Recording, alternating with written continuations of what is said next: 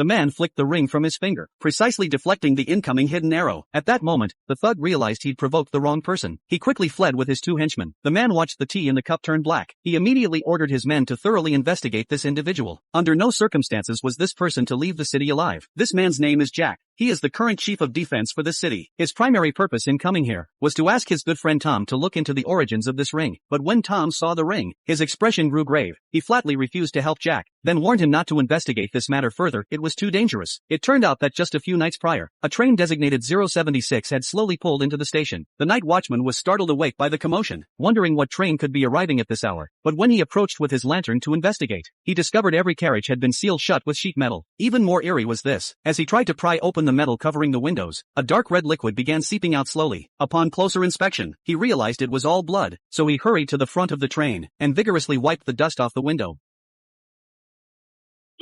Early the next morning, Jack immediately cordoned off the scene. Through investigation, they learned this was a military train that had vanished nearly 30 years ago. When Jack entered the train, he discovered the entire train was filled with coffins, and all the bodies were lying face down. After passing through the last car, packed with corpses, they discovered a coffin chained shut, isolated within a cage. Jack knew that to uncover the train's secret, he had to open this coffin. But this coffin was no ordinary one. Legend had it sealed with molten iron, leaving only a small opening at the top. Forcing it open would release deadly fumes. The only solution was to reach inside and unlock it from within. Jack ordered his men to haul the coffin to the station and began preparations to open it. But for safety's sake, they would first attach a rope to a pair of large scissors and a swift horse, should any crisis arise. During the opening of the coffin, a gong would sound as the signal. The swift horse would immediately pull the rope, and the scissors would instantly sever the soldier's arm. This way, one can save their life by sacrificing an arm. For the city's safety, Jack stepped forward, removed his gloves, and plunged his hand inside. But as the mechanism turned,